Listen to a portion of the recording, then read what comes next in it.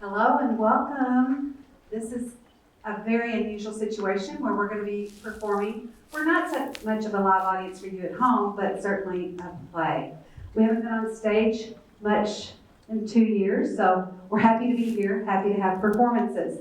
We want to let you know that we were going to do a virtual show until about 2 weeks ago, and then we decided we'd do a live show. But you can imagine all the challenges we face. Kids in quarantine, kids who are sick, kids who are having lunches during class time. So we've had a lot of obstacles to overcome, but what I want you to know is how resilient your kids are. So we persevered, and the show must go on. So here we are, ready to perform for you. We have 8 10-minute storybook theater Greek myths. And what we're going to do is have morning class and afternoon class combined show you their performances. We will have a quick little minute in between each one to reset. The show should run right at 75 minutes. Greek myths are typically to help share a life lesson or to teach you about a reason to explain something in science. So they're really fun and educational. You may see a student or two with a script in their hand. That means they're filling in for someone who's not here. We're supposed to have our lines memorized, but if you see someone with a script in their hand, they're not being lazy, they're just filling in for someone, so actually they're being extra helpful. So without further ado, I'd like to introduce to you our first show for the day, or if you're watching this for the evening, which will be 12 Labors of Hercules. So without further ado, here's 12 Labors. Long ago in Greece, a princess named Alchemy gave birth to a baby boy. A very big baby boy. He was 3 times the size of a normal child. This was the biggest baby anybody in Greece had ever seen. But he's also one of the most beautiful babies anybody had ever seen. His mother named him Hercules, which means Earth's glory. She couldn't stop admiring her huge, healthy son. But there was someone else who admired Hercules, the goddess Hera, on Mount Olympus. But her admiration was full of jealousy. Look at the size of that baby. He's bigger and more handsome than any of my children. I suppose I'll have to send a little accident as well. Hera, suddenly a gigantic, deadly snake crawled into the cradle where Hercules was sleeping. Ooh, look at that snake. Snake got big fork though. Uh-oh, snake gonna bite one of me. What? Bye-bye, snake. Hercules was so powerful, Hera could never find a way to hold him. So he grew to be a strong young man. I'm all grown up now. It's time I found a wife and had a family of my own. Hercules married a princess named Iberia, and they had 3 fine sons. Come on, boys. I'll teach you how to karate chop a snake. Never know when it might come in handy. Meanwhile, Hera was watching Hercules from Mount Olympus. She was still jealous, and she was still plotting a way to destroy him. Look at him and his perfect little family. None of my children are going to be that happy. I wonder what would happen if I put an evil spell on him and he did some terrible deed. Then he wouldn't be so perfect anymore. Hera cast a spell over Hercules and made him start raving mad. Double toil and trouble. Help! I'm being attacked by snakes. I must destroy them. What? Hercules came to his senses again to discover that he had killed his wife and 3 young sons. What have I done? Please, gods of Mount Olympus, turn me into a madman again. I'd rather be crazy than live with this horrible sadness and guilt. Oh, poor dear Hercules. The gods of Olympus will forgive you if you perform 12 tasks for King Eurystheus and tyrants. Yes, anything. I'll do whatever he asks. So Hercules traveled for many miles until he came to the palace of King Eurystheus.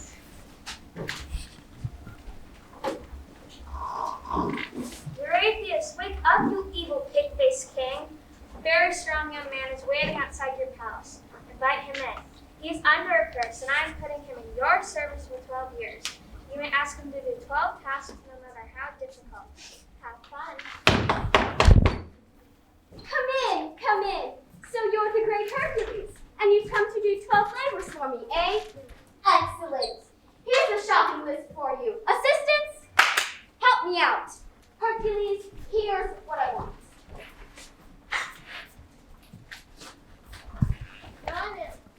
One monster, 2 golden apples, and 1 pair of underwear. Easy, huh? So get going. Your Majesty, could you be a bit more specific? Certainly.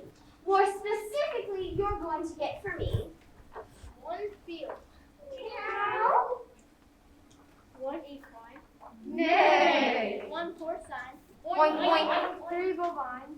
moo, 1 canine, 1 circumcised, the birds, the apples, the deer, the red nose, and don't forget the underwear.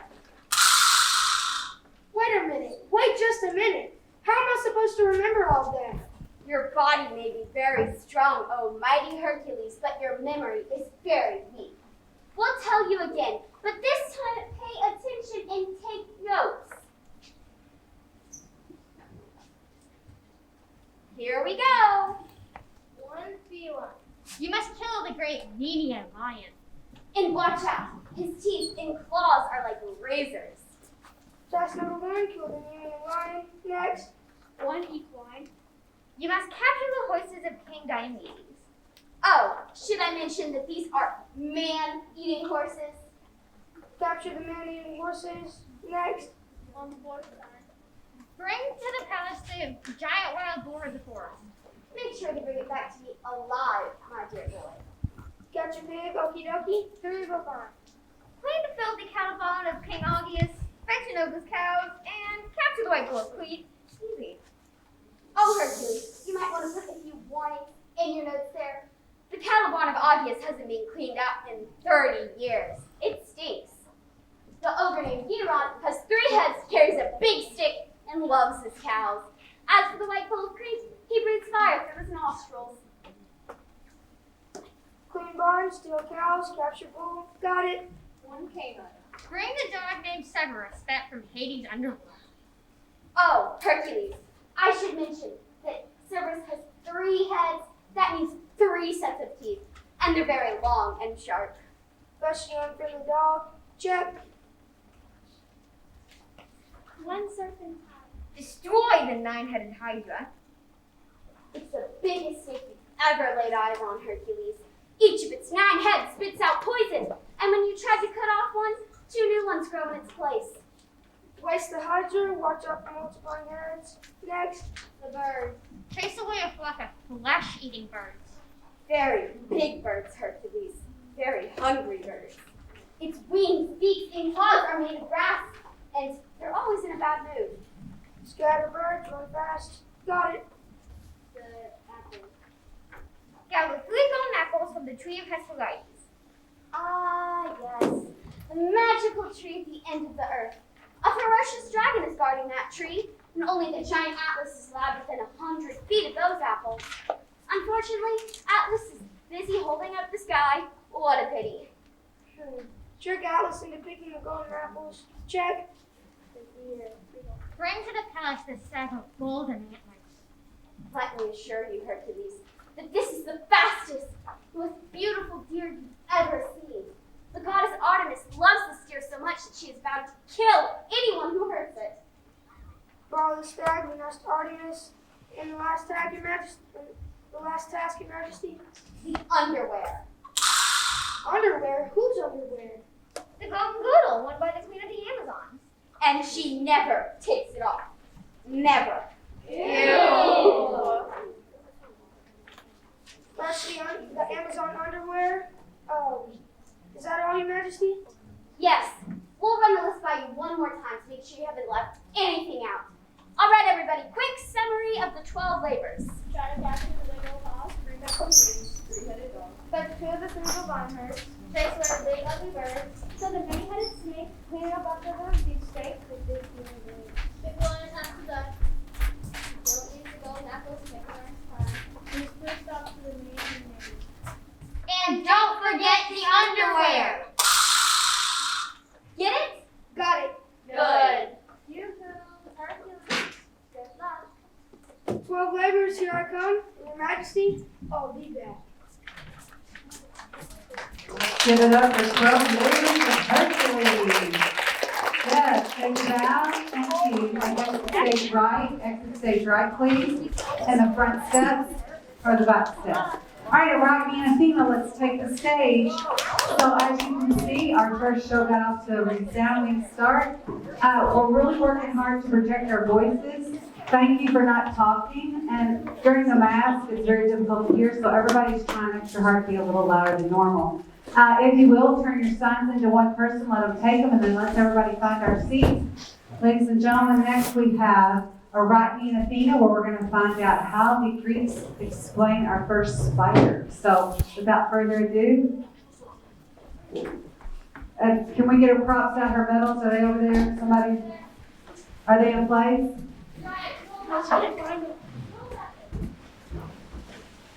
Scurrying around, getting all the stuff put back. Walker, grab the end with Mason and help him put that bench in place. It's not centered. Go to the stage right a little bit. Right about there. Okay, now does everybody have their stuff? Here we are, Rocky and Athena. This is the story of two strong women. Athena! And Rocky! And their foolish pride. Who are you calling foolish? Nobody can talk about a goddess like that. I'm simply the best weaver in the universe, but she won't admit it. What is ego? I'm the Olympian goddess of weaving, and she, a mere human, dares to call herself the best weaver in the universe. Wait till my dad hears about this. Athena's father was Zeus, chief of all gods, who was on top of Mount Olympus.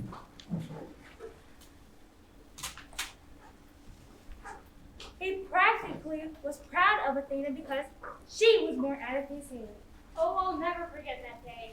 I had had quite a large lunch, and suddenly I got a splitting headache. It was horrible. I tried everything. I took aspirin and herbs. I even soaked my head in salt water, but nothing was working. The pain was getting unbearable. So I called my son Hephaestus to bring his biggest hammer. Son, hit me in the hammer, right here. Are you sure? This might hurt. Yes, I'm sure. Now hit me. Whatever you say, but remember, this is gonna hurt me a lot more than like a nice massage instead. Hit me now, son! Whatever you say. You'd never believe what popped out of Zeus's big old head. Hello, Daddy.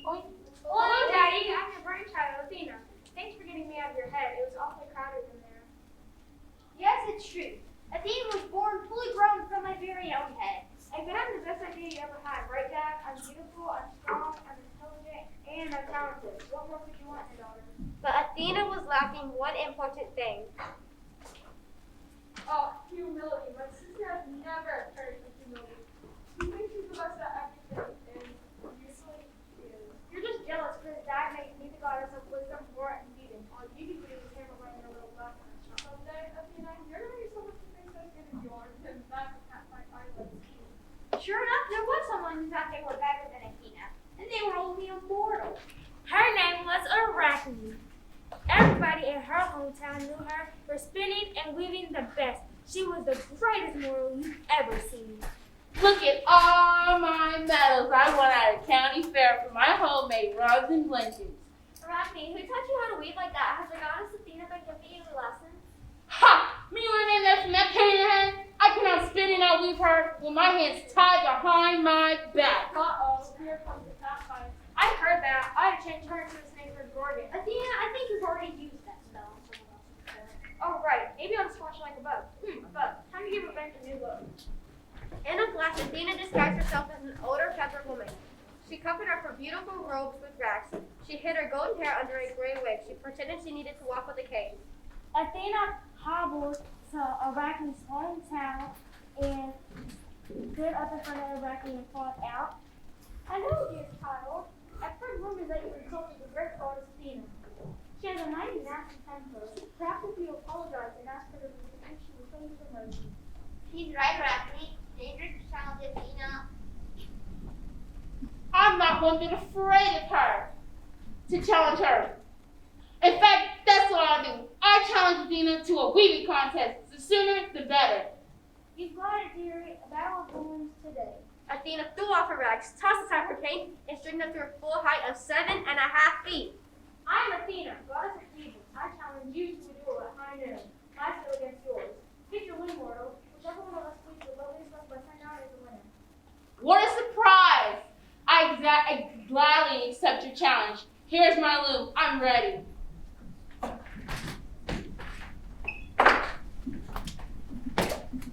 Athena and Arachne sat down at their rooms, and their arms and hands began to plot.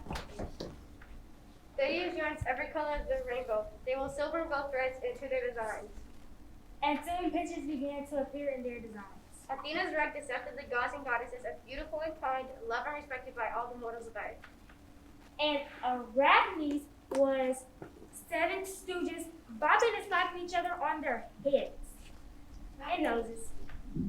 Arachne, you're going to be in so much trouble.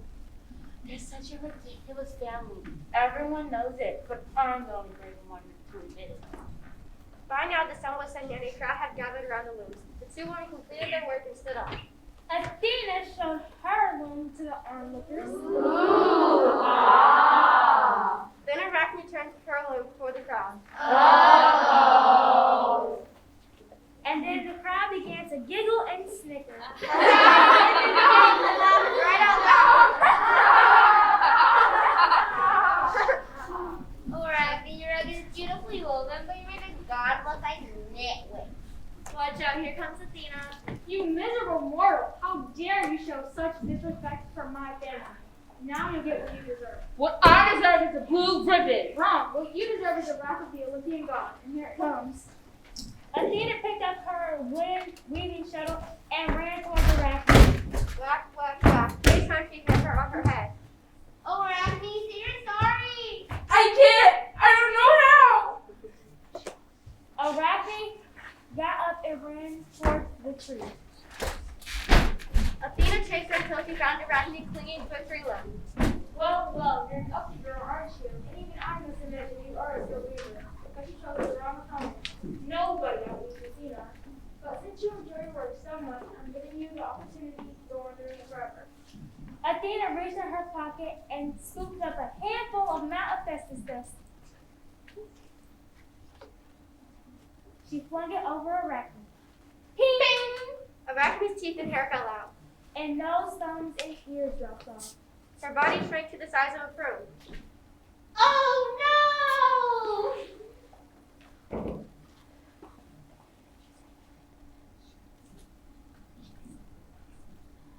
She was now a spider. A spider. We'll call you Arachnid, the first of the species. You will spend the rest of your life hanging by a thread, spinning and weaving. Enjoy yourself, my dear, and remember, never insult a goddess.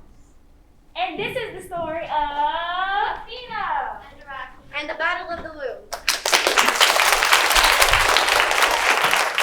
What a great job. Thank you guys. So far, the volume's been pretty reasonable. Make sure you speak up. Let's get Hephaestus' hammer off the stage. We're now getting set up for Atlanta, which means you guys are in the way. I need you to both sit behind the people so you can run through here. Here's 2 chairs. I don't know why you're sitting on the floor. Come sit right here and here. All right, so Atlanta, if you will, take the stage. So, without further ado, are we ready? So, are the wings clear? Because I want everything safety first. Keep this always clear. Without further ado, here is Atlanta, another Cree Smith. Atalanta was a girl. Yeah, so? Her father wanted a boy, a son. Why? In ancient Greece, a king needed a son for an heir. A daughter couldn't be an heir? Well, King Isis didn't think so, and when Atalanta was born, he ordered his servants to leave the girl child on a hillside to die. And that's when the gods of Mount Olympus showed up in the story. Let me guess. Was it Athena? Not this time. Aphrodite? She showed up later. Must have been Artemis. You got it. Artemis, goddess of the hunt, found the sleeping baby abandoned on a hillside and sent the mother bear to look after the crowd. The mother bear warmed Atalanta with her own furry body and nursed her with her own milk. Years went by. The child grew strong and lived as if she were a bear cub. You can imagine herself. One day, a band of hunters saw the little girl playing in the bear cave. They waited until the mother bear left the cave, and then they kidnapped Atalanta and took her home with them. Atalanta grew up in a family of many sons. She learned how to hunt, run, and wrestle as well as any boy. You can imagine her surprise when, one day, goddess Artemis told her who she really was. Atalanta, I bet you come as a surprise that you are a princess. A princess? That's impossible. I never wear dresses and certainly not costumes. I don't know how to dance or spin gold or whatever it is that princesses do. And I don't like pink. I'm a hunter. Oh yes, you are a fine hunter, one of the swiftest runners I've ever seen. I've been watching you and I secretly guided you in training. Really? Can I join your band and make some help? Please, let me come with you, Artemis.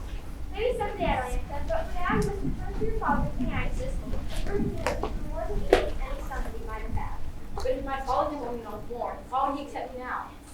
Someday, you could be the mother of a son, his grandson. Your father will believe that there is only hope for you. Never. I'll never marry or have children. I want to be just like you, Artemis. Free to run and hunt as I choose.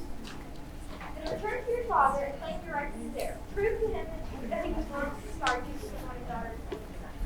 So Atalanta returned to the palace where she was born. Many servants knew who she was, and they took her to King Midas. Father, I'll bet you never expected to see me again. I've changed, haven't I? Well, well. Look at you. It's still, what was it your mother named you? Atlas and? Atalanta. She named me Atalanta. Ah, yes. That was it. So sad about your mother. She died not long after you went away. Yes, Father, I heard. You thought you'd have sons to replace me, but I'm your only child, and now I have returned so you may give my rightful place as your heir. Spunky little girl, aren't you? Yes, also strong and smart. My servants tell me that you are a wrestling champion, a famous huntress, and a gold medal contender in track and field. If that's all true, you're almost as good as his son. He will soon see that she is equal to any son. So Atalanta came home to live with her father. But Atalanta didn't act like any princess, and soon her father grew weary of her. Atlas and dear. Atalanta, father. Yes, whatever. It's time to find a husband for you. But father, I don't want a husband. Of course you want a husband, silly girl. If you have a husband, then you can have a son. And if you have a son, then I will have a grandson. Father, you're not listening. I don't want a husband or a child. Not now. Maybe someday, maybe not. And you're not listening, my dear. If you don't have a son, then you will never inherit my throne. He still doesn't get it. We'll just have to teach him a lesson. Here's the plan. Atalanta agreed at last to find a husband. But there are two conditions. Yes, and then I'll marry any man who can outrun me in a foot race. Well, that should be easy enough. Ha! Wait till you see the run. And any man who races against me and loses will also lose his head. Nice touch, dear. That should narrow the applicants to the bravest and fastest. That's exactly the sort of husband you want.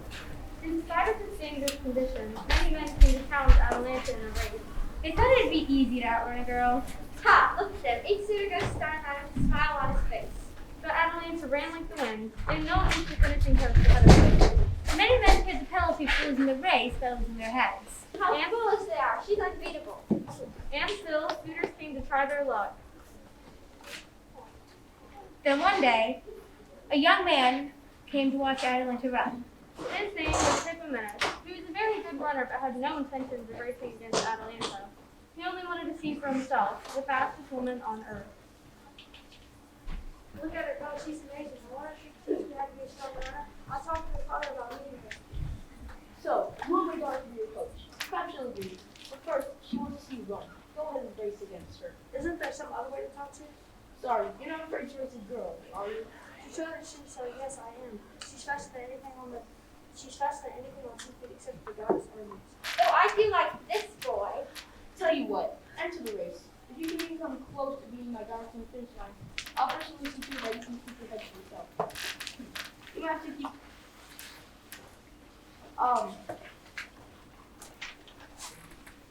you might have to keep it in your back pocket. Don't maybe get lucky and win. Uh-oh, here's a minister's in trouble. My loyalty is to Atalanta, but maybe one of my sisters will help. Aphrodite, can we talk? Yes, our speaking my pet. I'll be glad to have girl with the Aphrodite went out to her garden and picked 3 golden apples. Then she appeared to Midas and gave him the apples. You because I said you don't win the race. Don't worry, I'm on your side. On the day of the race, Hippomenes arrived at the track with the 3 golden apples hidden in his tunic. Ready, set, go. At the signal, the 2 runners were off. For the first lap, Hippomenes and Atalanta were side by side. But when Atalanta began to pull ahead, Midas threw the first apple in Atalanta's path. What was that?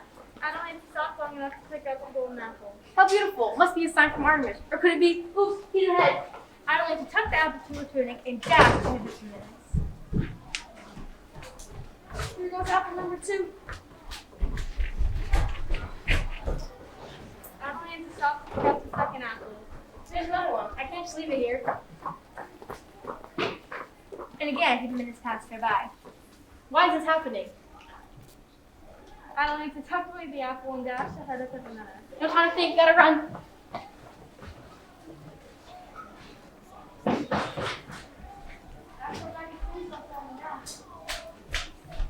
Hippomenes took the 3rd apple in Atalanta's path. up and picked it up. These apples, they must be messages from goddesses. What do they mean? Why can I resist them? Are they enchanted? Why am I thinking I'm supposed to be running? Indeed, Aphrodite picked up the stone with apples. Adeline and the twins could pick them up. But while Atalanta was pondering with apples, Midas won the race. Hooray! He won! He won! Atalanta found herself a husband. Aphrodite, it wasn't supposed to turn out this way. It was supposed to be a tie. Then Atalanta could choose for herself if she wanted to prove back her goodness. You didn't play fair. I was for a level 1. This is both. Besides, my teams always win. You should have known that when you asked me to help. But Atalanta doesn't want to marry Hippomenes. Maybe not, but with those 3 going to Atalanta make, she can get away from her father. He's the real loser. Hippomenes is the winner. Whether Hippomenes wins Atalanta's heart remains to be seen.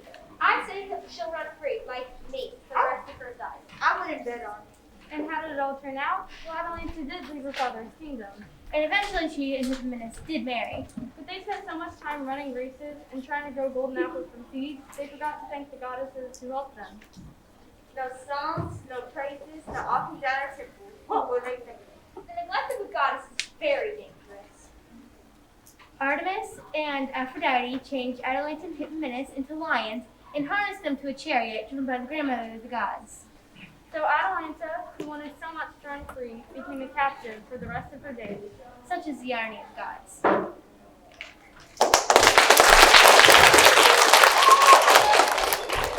Good job, thank you. Okay, so next up, we've got Bill Arafon. Bill Arafon is a really fun show to explain how we got Pegasus in the constellations. And Bill Arafon is going to have some references to the adults I'm sure will know. So without further ado, here is Bill Arafon and his horse Pegasus. Hi, folks. Welcome to the Old West. Yep, the really Old West. Yep, this here's the story of ancient place. Way back yonder, long before the world ever could tell of Pecos Bill, a Pawnee Bill, or Buffalo Bill, was old wild Bill Hickok. There lived a young son named Bill Arafon. Young Bill's a cowboy, except if you're not a horse. Everybody knows you can't be a real cowboy without a horse. So here's how Bill got himself the finest horse that any cowboy had ever dreamed of. Her name was Pegasus. Now, Bill Arafon was a handsome young buckaroo. I am so handsome. Because Bill was good looking. The mayor arguments got jealous. They accused Bill of cattle rustling. But Mr. Mayor, I've never rustled a cow in my life. I don't even have a horse. All I've got is my good looks. Well, I say you look mighty suspicious. We also you getting your face done and half-ass hidden. Unless you're stealing. Please, Mayor, sir. The only thing I've ever been guilty of stealing is a hard-hitting girl who looks at me. I can't help it if I'm so handsome. There's Dustin. I'm seeing you sheer violence. There's nothing you like better than handing cattle feed. So the mayor wrote a letter to Al Bates and sent Bill Arafon to his office over at the county seat in Lycia. Dear Sheriff Albany, I'm accusing this fellow of hell, which is a crime. I'm also accusing him of being stuck in himself, which is an irritation. If you find him guilty on both counts, and I trust that you will, I'm going to hang him by sundown today. You're truly the mayor. Sheriff Al Bates read the letter, but his mind was not hanging anybody. He had done something, big something. Shit, trouble.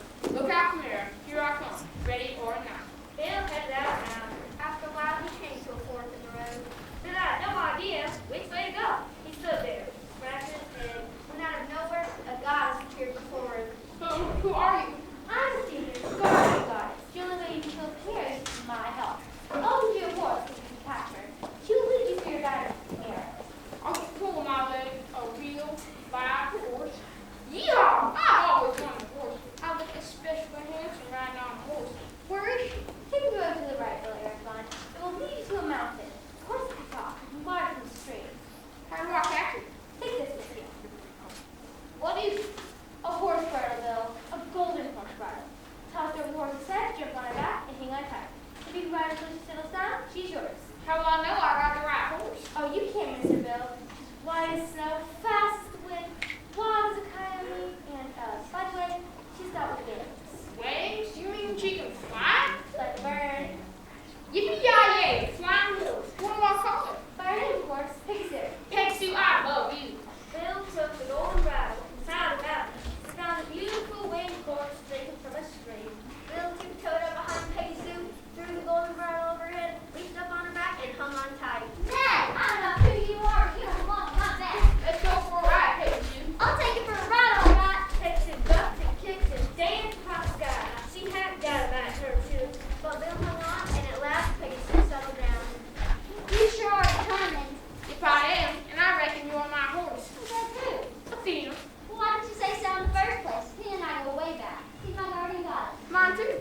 Well, then that makes us partners. And I know Athena, she had a mighty good reason getting us together. Yep, got to ambush the Chimera. A chimera? Why, those monsters are the meanest and ugliest varmints in the West. That's right, Pixie. Chimera is that woman's career. Say so, partner. I can figure out the transportation. What have you got for ammunition? My trusty bow and arrow. Uh-oh. Let's hope Athena's looking out for both of us. Peggy Sue flew out of the bed. She searched, while Bill looked for the mare's hideout. There it is, Peggy Sue. See that big old cactus in the hole beside it? I see it. I also see smoke coming out of that hole. That's the Chimera's breath. So stay out of the spit and rain. And watch out for those horns, sharp scrapes. And don't forget that tail on her backside. It's more poisonous than a water moccasin. Peggy Sue flew down and hovered like a helicopter above the cactus. The mare heard beating wings and crawled out of the hole. Look up, you low down varmint. It's us, the dynamic duo. The Chimera growled and belched fire straight up its mare. Off we go! Woo, that was close. I'll say, my boot heels are smoking.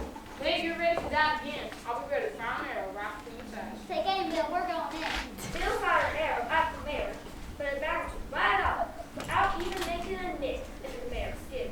Woo-wee! That monster's high must be made of rubber. Look out! Spin fire and poison at the same time. Whoa, we got a mad monster on our hands now.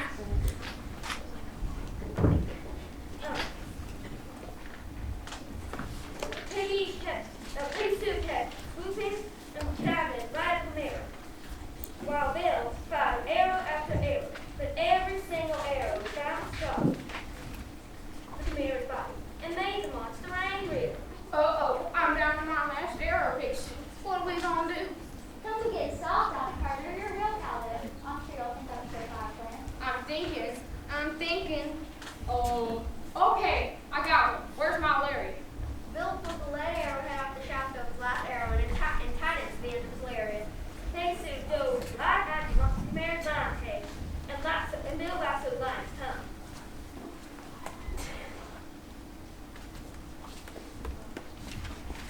When the Chimera belched fire, the lead arrowhead melted. The hot, molten lead trickled down the monster's throat and scorched its insides. Ooh, that's gotta hurt. Listen to it scream. You did it, Bill. You got it. The Chimera rolled over, stuck its legs in her, and buzzed one last puff of smoke. Let's go tell her about it. Bill and Peggy Sue moved non-stop back to back. The whole town turned to welcome back hero. Well, congratulations, Bill Airplane. You're a hero. I reckon I won't have to hang you after all. Here's your record gold. Bill bought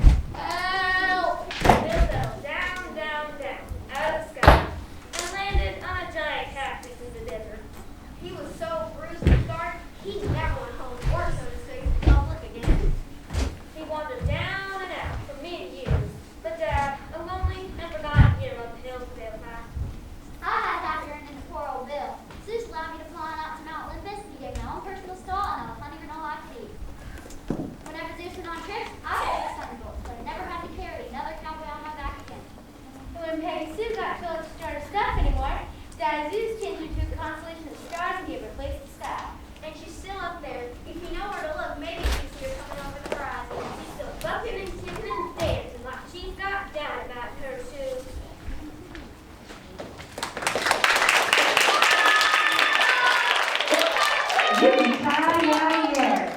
On your flying horse. Gotta love that. So thank you. Good job, guys. Parents, some of these kids didn't get their props until this week, and I think they're doing a pretty good job of making it happen, making it work. As you can see, they're screwing like mice. We have the set design, we have, our cubes, we have to reset every show, so I think they're doing a great job. So next we have Demeter and Persephone, where we're going to have the Greeks explain to us how we get the 4 seasons. So without further ado, here's Demeter. Are y'all ready? Here's Demeter and Persephone. Long ago, the Greeks said, 12 gods lived on Mount Olympus and ruled the universe. Pardon the interruption, but that's not exactly it. Oh, really? And who are you? I'm Zeus, the head of the Olympian family, and only 10 of the original Olympians lived on Mount Olympus. Who was missing? First, there was my brother Poseidon. Oh, right, Poseidon, the god of the sea. And then there was my other brother. You mean Hades? Yes, Hades. He always was the black sheep of the family. When we took power on Mount Olympus, I offered him his own piece of land, a place where he could build his own kingdom. He said it was too gray and breezy on Mount Olympus. He wanted someplace dark and hot. And that's why he decided to live under the earth? Yes, he built his own underworld kingdom. It wasn't a pretty sight. And no one else lived there with him? Not at first, but the family decided he needed some company, so he began to send the dead spirits of mortals down to his underworld. It was strange, but he seemed to like being in charge of a bunch of corpses. Oh yes, now I remember. He lived among the dead for many years, and then he became lonely and wanted a wife. A dead mortal would never do as a wife for a god. Certainly not, and so Hades went looking for a queen of the underworld. Demeter, goddess of the harvest, had a beautiful young daughter named Persephone. Demeter loved her daughter dearly and almost never let her out of her sight. But one day, Well, please make those measurements so that it'll take the fire from the wall. Oh my God, no, I really no way. This was a dangerous place to hide. I'm not a child anymore. I don't know. Please let me go, my friend. Please listen after my friend. Will you first make things good? Suppose you might. You all know me now. Come to be very careful. Yes, be very careful. And remember, never complicate. For the moment, they will be funded and don't go. Stop worrying, Mom. I'll be fine. I'll be doing my last part. Go for it. I'll be right back. Demeter went about her course, trying not to worry, but of course, she did worry. Persephone and her friends ran down to the meadow. They danced and sang and gathered flowers all afternoon. Meanwhile, down in the underworld, Hades was looking through his periscope at the upper world. Hades often entertained himself by observing the mortals and immortals that looked above them. Would you look at that? What a beautiful young woman. I have been feeling a bit lonely lately, and a wife would be a fine addition to my kingdom. That's it. I'll make that young woman my queen of the underworld. wait just a minute, Hades. You can't kidnap an Olympian goddess right out from under my nose. Why not? She doesn't already have a husband, does she? And besides, what woman wouldn't want their daughter to be a queen? Demeter, that's who. She loves that girl more than anything, and she has no intentions of letting anyone marry her, especially you. Tell you what, big brother, let's make a deal. You let me take Persephone home with me, and I'll have my friends the Cyclops make you a brand new set of golden thunderbolts. Then you tell Demeter that her daughter ran off to be a movie star. Yeah, what do you say? Golden thunderbolts, huh? Oh, I've always wanted a set of those. Can you decorate them with diamonds and rubies? Sure, whatever makes you happy, brother. It might just work. Demeter, Persephone is going to be furious, of course. She'll probably throw a fit. But what bad can happen? So, it's a deal? Deal. Persephone is yours. I'll handle Demeter. Yes. Back at the meadow, Persephone was looking for some special flowers to bring her mother. Suddenly, she heard a loud cracking sound, and the earth split right open in front of her eyes. Help! An earthquake! Oh, no, it's only me, your husband-to-be, Hades. At that moment, a black chariot drawn by a dozen black horses rose from the earth, Hades reached out to grab Persephone. Come with me, you lovely thing. We'll be married today. No, get away from me. My mom told me not to come to strangers. I said you won't be married one. Well, I'm afraid your mother will just have to get used to the idea, because you're the lucky girl I've chosen to be my queen of the underworld. Hades seized Persephone and drove with her back down to the underworld.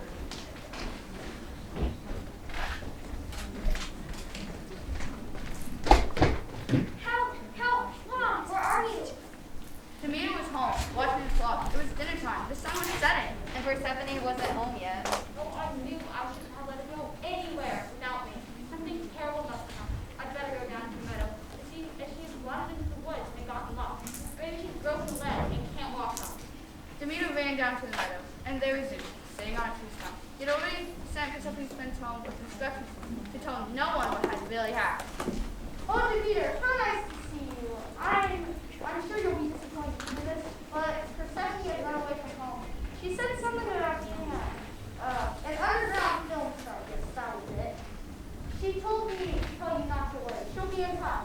My Persephone run away from home? Not in a million years. She's a good girl. She's never caused me a moment of trouble, and she wouldn't go anywhere without asking me first. There must be some other explanation. Well, I hate to break it to you, Demeter, but I suspect that Persephone has fallen in love and eloped with the man for Midas. Wait, oops, I mean the man for dreams. I'm sure she'll be very happy. You've never been very good at lying. You're covering something up. You know exactly what happened to my daughter, and you're afraid to tell me. Now, where is she? I'd love to stay in chat, Demeter, but I really must be getting back to the mountain. Come see me when you calm down. Zeus, I will get to the bottom of this. If you're involved with my daughter's disappearance in any way, I will make your life miserable until I get her back safe and sound. After weeks of searching and asking questions, Demeter finally learned the truth. Persephone had been kidnapped by Hades and taken down to the underworld. Zeus, I know where my daughter is. Her friends told me. You get her back now. Oh, Demeter, just calm down a little bit and look on the bright side. Your daughter is married to a god. She's queen of the underworld. I heard it was a very lovely wedding. Maybe you can go and do something. I want my daughter back. Do you hear me? I'm mad and I'm not going to take this anymore. Uh-oh, Mama ain't happy. Ain't nobody happy. That's right. I've got power and I'll use it. Until I get my daughter back, nothing is going to grow on this earth. Nothing. No corn, no wheat, no flowers, no zucchini, no tomatoes. The ground is going to be cold and barren. Even a lizard won't be able to survive. So sit up there in your palace and watch what happens. Very soon you're going to be out of a dust bowl.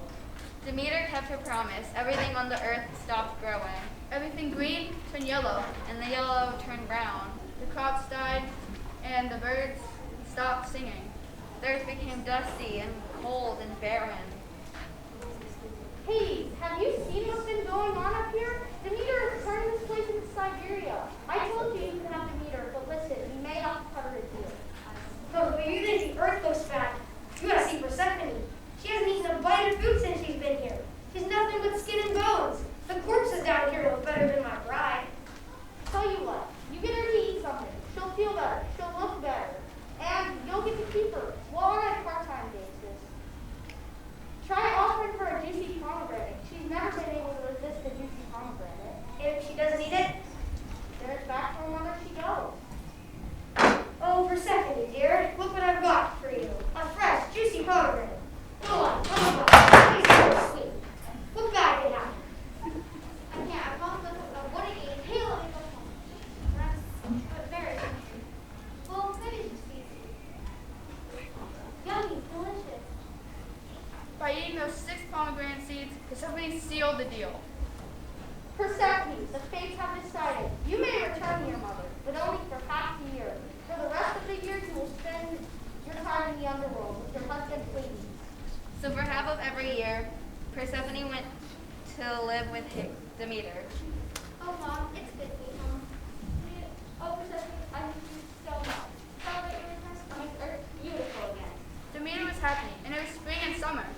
But for half of every year, Persephone went back to live with Hades. Welcome home, my queen. I've been lonely here without you. Hades was happy, But Demeter grieved, and the earth became cold and barren again. and it was fall, and And that's the way the world's been ever since. Remember the story when you see the seasons change? Spring and summer, fall and winter. The stepping still goes between the two worlds today.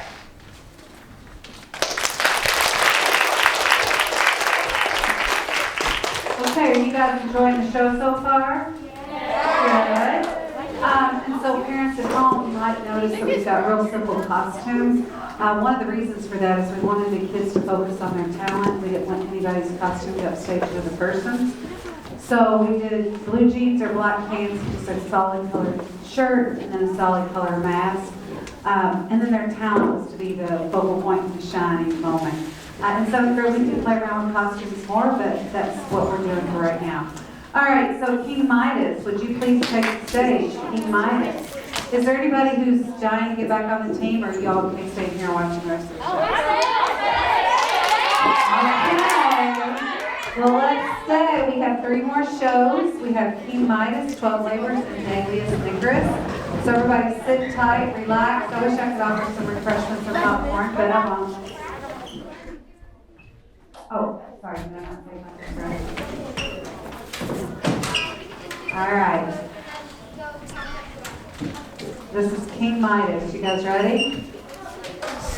And take it away. Long ago, there was a king named Midas. King Midas was as foolish as he was greedy. Oh, how I love gold. I should have all the gold in the world. I just can't get enough of it. One day, a music contest was held between 2 gods named Pan and Apollo. Pan was only a minor god, but he was a very popular music star.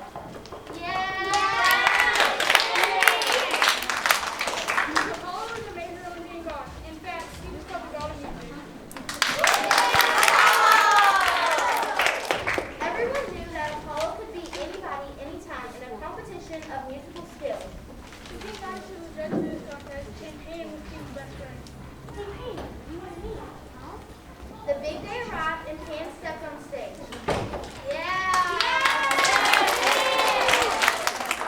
All right, here goes.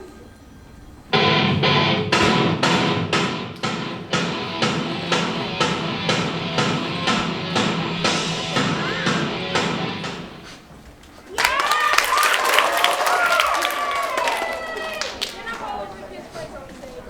Yeah, Apollo! Ahem, Maestro, let us begin. Gonna knock your socks off.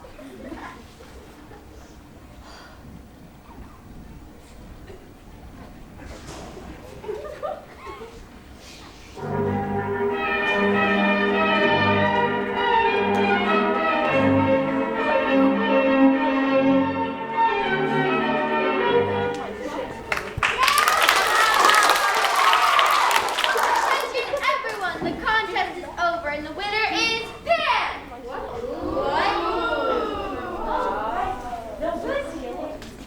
What? What did you just say? Yes, indeed. Pan is definitely the winner. Wait just a minute. Are you saying that Pan is a better musician than I am? Yes, definitely better. 3 cheers for Pan. Hip hip! Hooray! Hip hip! Hooray! Hip hip! Hooray! Midas, something must be wrong with your ears. Perhaps you'd like to listen to the music again? There's nothing wrong with my ears, Apollo. Oh, really? We'll see about that. Later that same day, Midas's ears began to itch. Ow, He looked in the mirror, and his ears were brown. Good grief, my ears, they look like donkey ears. King Midas pulled a hat over his ears. He wore the hat all day and all night. No one, not even the queen, noticed that the king had grown donkey ears. This is very embarrassing. The world must never know. The next day, the royal water came to cut King's hair. Excuse me, Your Majesty, but we must remove this hat. Whoa, look at that! Donkey ears. Oh, forgive me, sire, but you have donkey ears. I know I have donkey ears, but you must forget you ever saw them. You will tell no one about my ears. Do you understand? Yes, Your Majesty, of course, Ron. I've already forgotten. Here's your hat to cover your, never mind. I suppose you won't be needing a haircut today. We'll get you, sire, and don't worry, your secret's safe. Oh, how the barber wanted to tell somebody that secret. It happened in such a hard secret to keep. He thought he would have worse if he didn't tell it. The next day, the barber took a very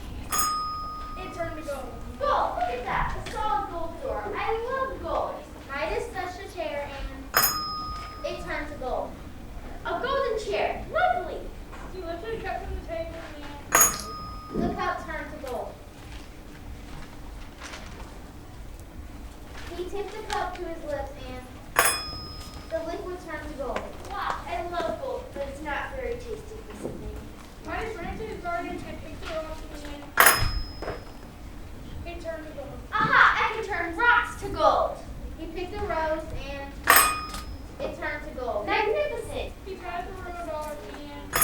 The dog turned to gold. Uh-oh, you look a golden retriever. I'm sorry, Robert. You look better when you were soft and brown. Midas reached for his handkerchief and it turned to gold. Now how am I supposed to blow my nose on a gold hanky? This is really a bit too much. He plucked it out from the tree and You guessed it. It turned to gold. How am I supposed to eat or drink? What good is all this gold to me if I starve to death? just then the queen walked into the garden. No, stay away from me. Don't come near me. Midas ran to his royal bedroom and locked himself inside. He didn't sleep very well that night, for his golden bed and golden pillows were most uncomfortable. That morning, King Midas was sick of gold. Oh, please, gods of Mount Olympus, take away this terrible wish. There are things that in this world that are far more important than gold. Take it all back. At that moment, the old satyr appeared at the king's door. Midas, you literally got to hurt you and then decided to take away our golden touch. The donkey ears are yours to keep. Go to the river and wash. Your golden touch will be gone. The king Midas ran to his horse and down the river. He plunged into the water. And when he came up for air, his golden touch was gone. He waded back to shore, and that was when he heard the grass and the tall reeds. They seemed to be saying, "The king has donkey ears. The king has donkey ears. The king has donkey ears. The king has donkey ears. The king has donkey ears. And that's how King Midas secret came down to the whole world. All right, let's give it up for King Midas. Contest for Athens. It's your turn to take the stage. Contest for Athens. That's fine. You can go either way now. The next play that we have is how the Greeks explained how we got the naming of the city Athens. Athena, the favorite goddess, probably, of all of them, is very arrogant. We're about to find out how she got that city named after her. So, without further ado, could you guys slant these in a little bit, pull them forward just a little bit. Lydia, towards me, towards this way. Yeah, at an angle. Yeah, and a little bit more so that camera can pick your little faces up. There you go, perfect. All right, without further ado, let's have contest for Athens. A few thousand years ago, the gods and goddesses of Mount Olympus had a land run. The whole thing started because some of the deities were arguing about which of their patron territories. I'll take California. No, you take Texas and I'll take California. I already claimed Texas. How about we split Texas on your own? You each get half. While y'all are arguing over Texas, I'm taking Alaska. Not fair. You get Alaska, I get New York, Hawaii, and Florida. Who wants Indiana? Oh, come on, somebody's got to take Indiana. Why? Nobody took Oklahoma or Kansas. Forget the small potatoes. What do we do with the South Pole? Finally, Zeus got tired of the bargaining and bickering and came up with a solution. Listen up, everybody. We're gonna have a land run. Land right here and no cheating. At the sound of my thunderbolt, you can start running. Choose whatever territory you want and register your claim with my office. Everybody understand the rules? Is flying allowed? No, Hermes, no flying. This is called a land run. Get it? Okay, then. On your mark. Get set. Go. So the race was a grand success until a fight broke out between Athena and Poseidon. It's mine. No way. Yes way. I got here first. Did not. Did too. I'm building a city on this land. I'm naming it after myself. Oh yeah, you and what army?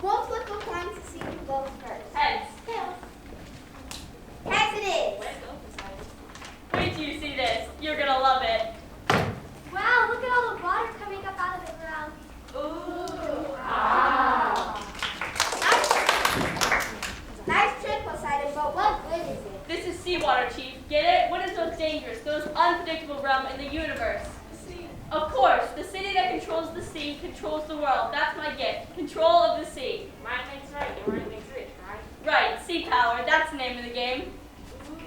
Wow. Well, Poseidon, this is a splendid gift. But the contest isn't over yet, is it? We still have another contestant. Zeus was tempted to call the whole thing off and declare Poseidon the winner. It wasn't likely that Athena could come up with anything to outshine Poseidon's gift. She'll never forget the other contest down. You know she's always in a headstrong mode. Ladies and gentlemen, contestant number 2 hails directly from the head of her daddy. She loves the spear and the shield, but she still finds time for her favorite hobby, weaving. And let us not forget that she was valedictorian of her graduating class at Mount Olympus High School. Ladies and gentlemen, let's hear a big round of applause for a very talented little lady, Athena! My gift to the city. Athena, you better come up with an explanation mighty quick, or you're going to be the laughing stock of Mount Olympus. Why? What's wrong, Pop? What's wrong? We are supposed to have a real contest here.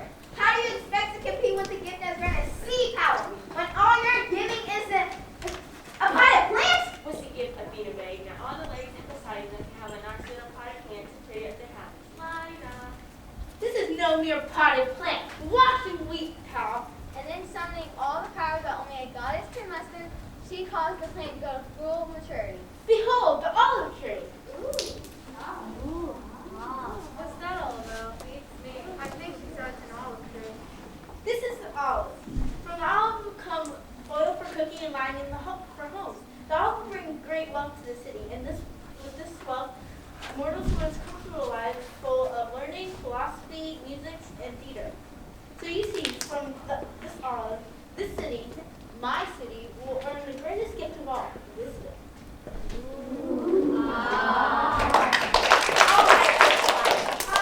We still have to vote.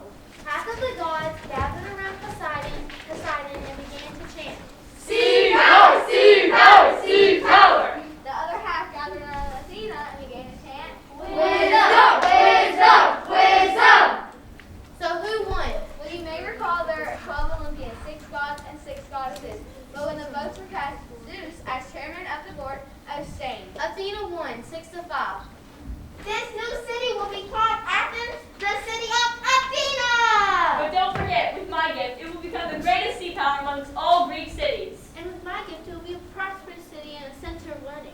And that's the naming of the magnificent city of Athens. A city that learns to balance wealth with wisdom. And power with peace.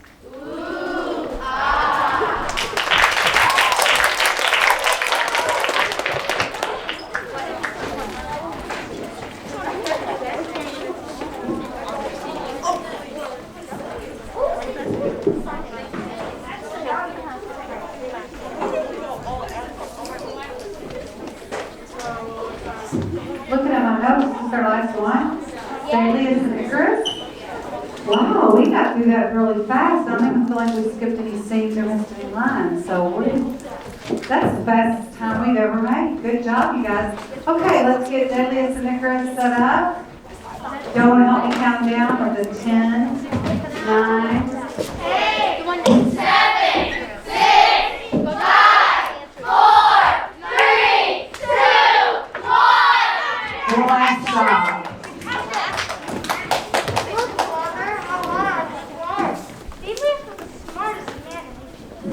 He created the labyrinth, the huge maze where King Midas sacrifices the Minotaur, a terrible monster that was half bull and half human.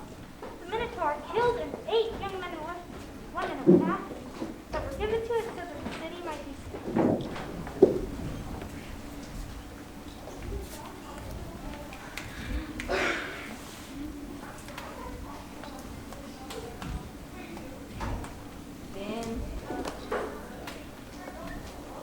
Then Theseus, the prince of Theseus, volunteered to be on the sacrificing list of Crete when Daedalus helped him and his wife Adrian to kill the Minotaur and escape the labyrinth. Daedalus, because you helped him enemy, you and your son can never be free. You're too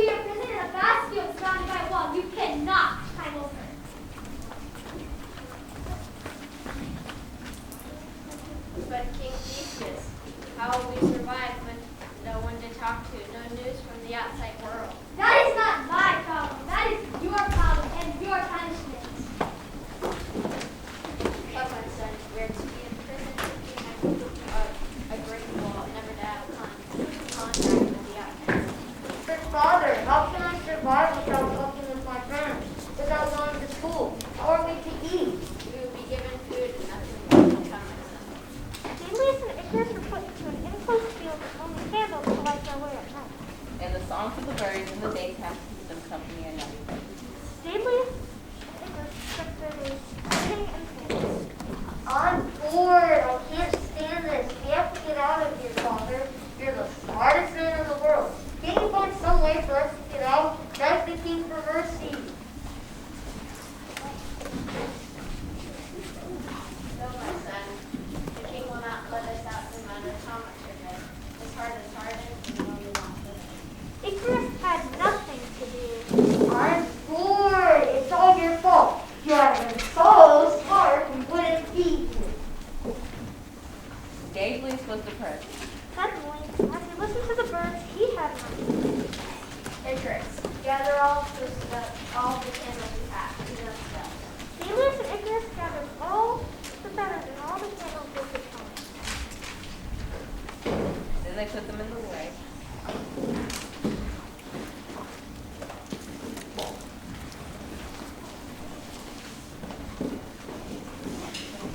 Carefully, Daedalus took the waxen twigs and began to make a pen.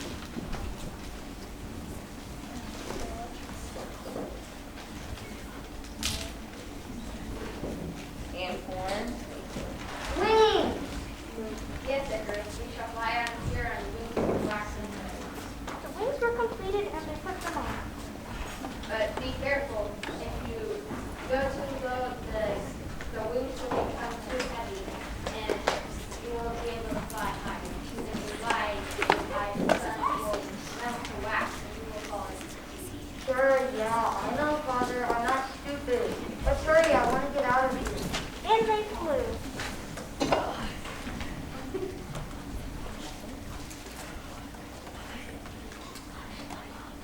Look, Father, I'm flying. Careful, my son. Icarus did not want to do what his father had told him. Icarus, don't go too high. Don't go too close to the sun. My wings are too heavy, Father. Fly harder. Icarus tried and was able to rise. But he went too high. Icarus, don't go too high. Look how high I can go, Father. Stop, Icarus. Look, Father. Suddenly, feathers started to drop off of Icarus' wings. And suddenly he fell. Ah! Icarus fell into the sea and drowned. Daedalus moved to the mainland and lived his life alone. Yeah.